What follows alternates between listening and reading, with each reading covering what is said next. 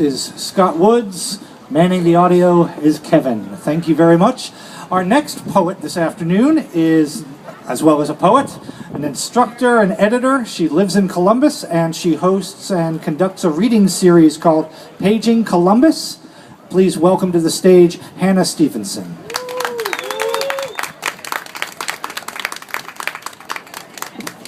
Thanks, everybody. Maybe we'll make this lower. That's a little better. Can you hear okay? Pretty good?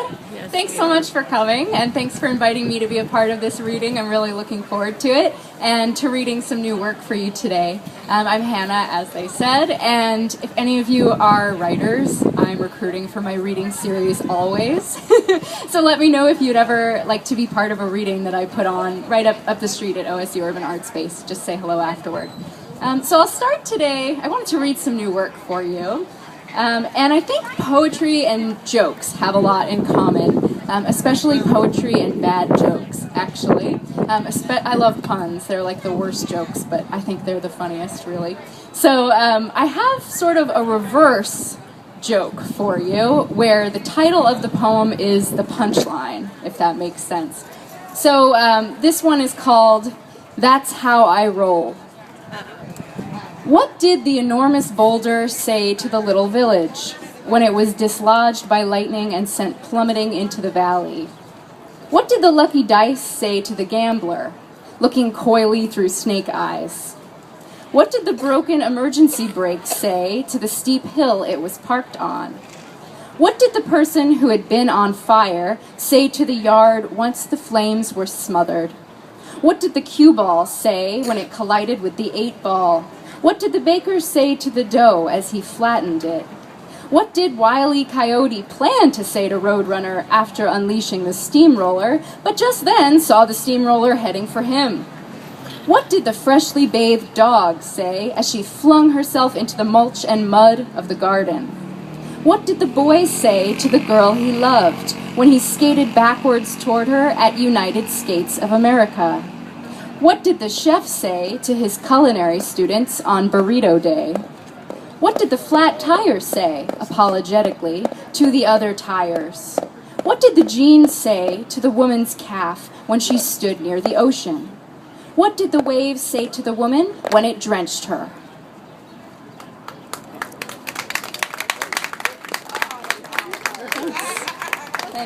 Next, this one is a favorite of mine to read out loud. It's called I Am Going to the Picnic, and it plays on that kind of horrible game that we're forced to play sometimes when you have to repeat back what everyone says they're going to bring to the picnic. I'm going to the picnic, and I'm bringing an apple and a banana, an apple, a banana, and a couch, whatever. So it plays with that. It's called I Am Going to the Picnic. I am going to the picnic, and I'm bringing a weather vane. I am going to the picnic, and I'm bringing a weather vane and a wraparound porch, wooden square footage that grips the ankles of a house. I am going to the picnic, and I'm bringing a lightning rod, a wraparound porch, and a hexagonal attic, one-windowed. I am going to the picnic, and I'm bringing that old lightning rod, the back porch, a one-windowed attic, and the staircase and its railing, nails and crumbling plaster chalking this road.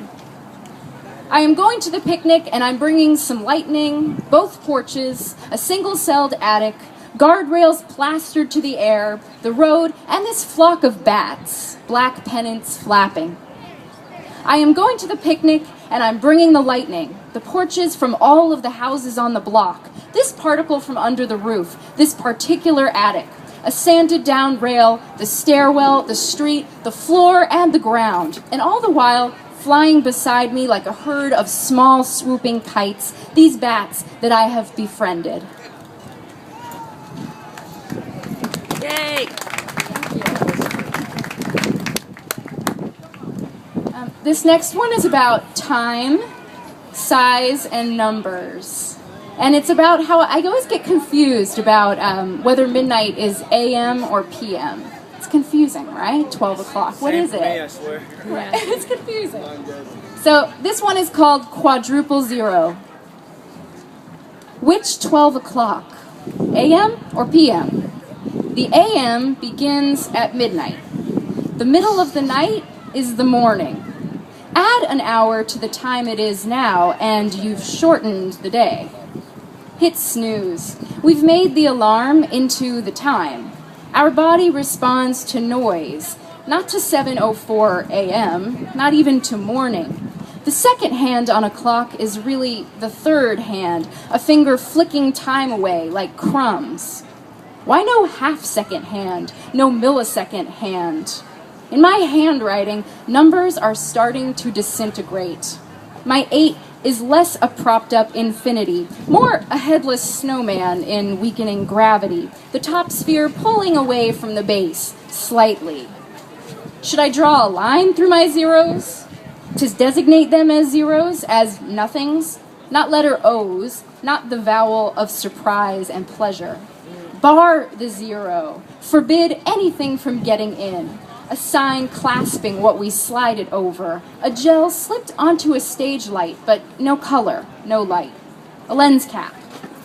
How can I know that my zero and your zero are equally null? What I weigh in my house is not what I weigh in yours. Our weight shifts based on the country where we are or the planet.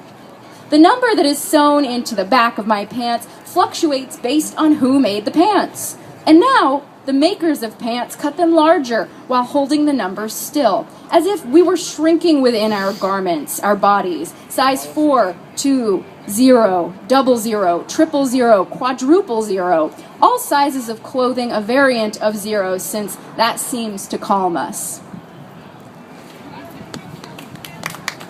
Like it. Thanks, guys.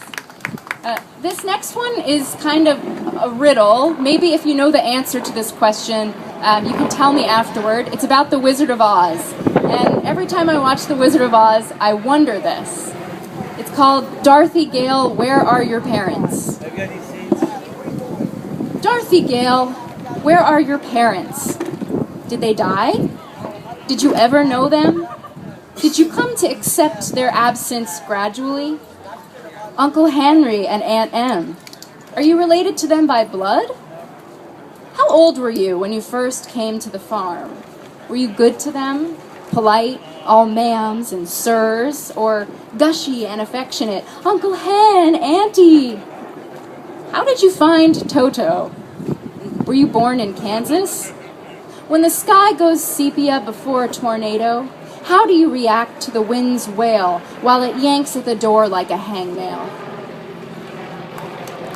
Do you know? Where are her parents? Poor Dorothy. I don't know where they are. Okay. This next one is a place that I wanted to invent for you.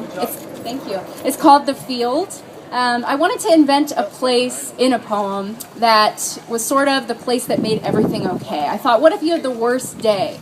Where could you go to feel better? So I made that place for you now. And I want to invite you there. It's called The Field. When you feel despicable, the field will have you back. You can never be enough, but the field will have you back. You want the years you haven't yet had, but you don't want them gone. So go back to the field. When sleep frustrates you, the field wants you back. When you have dropped every brittle thing, the field still wants you back. Your fear turns the carpet into quicksand. Go back to the field. When the fitted sheet torments your hands, take it to the field. When burned toast blackens your teeth, spit it out in the field. You are a disappointment. You are banished to the place that will always reach for you, the field. When you are ruined, go back to the field. Go back the way you came in. The field will have you back.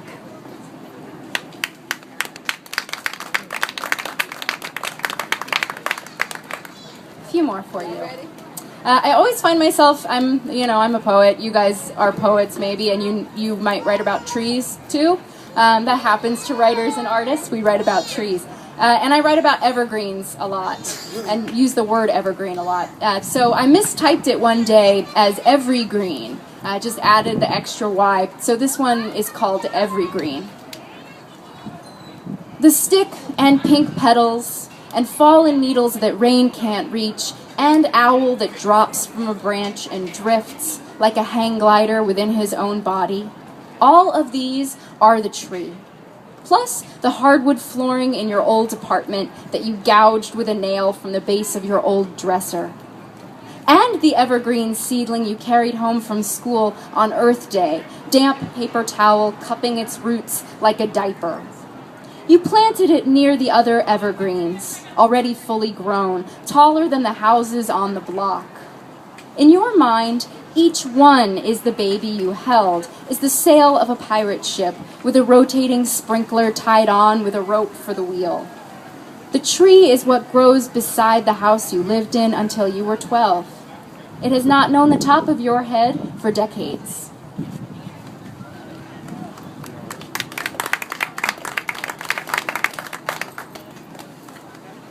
I'm checking my time. I'm being very conscientious. Okay. This next poem started in a dream about horses. So it's not really about horses, but it is kind of. It's called The Old Country. Begin by time traveling backward. Find your ancestors. Anyone with woods on their property, or the potential for woods if you've gone back thousands and thousands of years. Find people who will listen. They don't have to be your ancestors. You need their help. Convince them that the trees are why they were born. Don't let the criminals from the next village over burn it. Leave only when they've promised you. Next, you'll need a horse. The horse must know you. So, when you are young, beg your family for him. Enroll in equine studies. Learn how to call horses, which movements from your mouth they like. The horse who prefers the cold, he is the one. His tail, for the bow. Don't worry about the instrument. Someone in the old country made it. You will know it when you see it.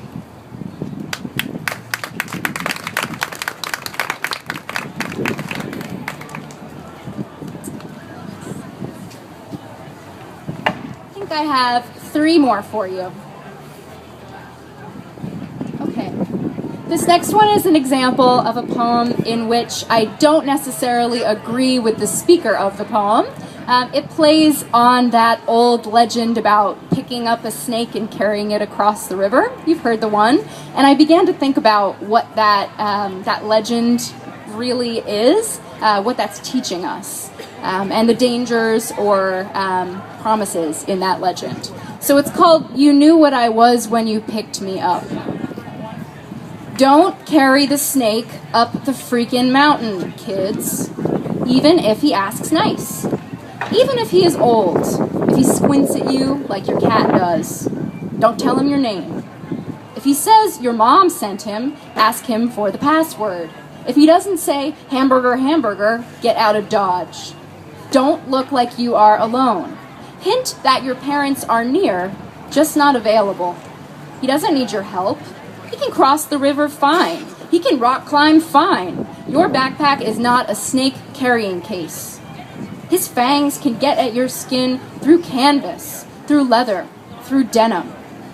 If he says his fangs are dentures, he's lying. If he says his venom's all dried up, he's lying. He might tell you that humans are his favorite, that he once had a little boy who was his friend. They would hike up hills and go swimming together, snake riding zipped up in the chest of the boy's hooded sweatshirt, snake resting little snake chin on the zipper. Even if he says he's not a rattlesnake, he could be. Even if you shake him hard and don't hear a thing. Trust your fear, kids. It's not enough to leave him once you've found him. He's gonna keep talking to you in that smooth, scaly voice, telling you it's okay, he doesn't want to hurt you, he just wants to sunbathe. Even as a snakelet, he is dangerous. We are not trying to scare you. You need to hear this. There are snakes everywhere. Even a baby snake is a snake. Don't let him talk. You don't want to get bit. I will carry the snake, totally, across the river. There's 2 more for you. One, this is a creation myth poem. I've been writing them lately. and it's called In the Beginning. Was there anything? How rasa was the tabula? Before in the beginning, was it silent, dark, empty? What qualified as it? Is silence the same thing as no sound has ever risen, no ears anywhere either? Why is the beginning the beginning? If we would have been there, ghosts of Christmas future, would we know once the thing had begun? Hey, it's starting! No backup singers, not until the 5th verse, primordial oohs easing from the seas, the skies. Should the last line of Genesis, heck, of the Bible be, in the end we created the beginning? Before the first day. How do we say this? Did the first day begin with the first light? Or after the switch was installed? When we are born, how old are we? What inspires you, God? Where do you get your ideas from? Would you say everything and nothing? Why, when you were floating over the waters, did you ask for light? Why the light? Why the desire for light?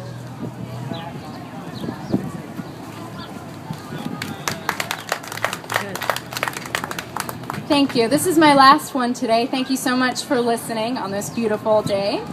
This goes out to all my fellow writers and artists who are here and creatives. And anyone who has been rejected, this poem is for you. And it's about using our rejections as something helpful and beautiful to us. It's called Tell Me No. Say no to me. Do not give me what I've asked you for. Not a keep-away game, but a final answer. Say that nothing will persuade you to reconsider. You have given this good thought. All morning, all afternoon, you have been shaping your side of the script. Do not say sorry, even though you are. What matters is the no, not your sadness because of mine, not a caveat, not an asterisk you fling to me like a frisbee. It is never going to happen. Tell me that. Let it out. Give me the bad news and don't prevent me from receiving it. This is never going to happen. Tell me over the telephone if it is easier for you to not look at me. Compose an email. Delete half of it. Press send and delete it from your sent folder. Type no, no, no, no, no, no, no, no, and print it out. Make 3,000 copies. Cover my car with them. It's the gray one. You'll know it. Shingle my roof with no, so that I can thank you for stopping up the hole that lets in rain. Do not waver, darling. It will always be no from you. I can live with this word every morning. Your no becomes the morning, becomes the soil, the fields, the trees and gravity, my blood, my little cells chirping no, no, no, and still doggy paddling. Let me hear you say no in every language, with every inflection. Use up each euphemism. Do not regret that you must say this thing to me. Do not explain. I know what you might wish for me. Delete unfortunately. Delete difficult decision and not meant to be. Your no is what I depend on. I have stopped swallowing vitamins since you began saying no. My hair gets longer faster. I have come to crave it. No, an evening primrose, opening to the night, to the sound of your voice, then mine. Thank you.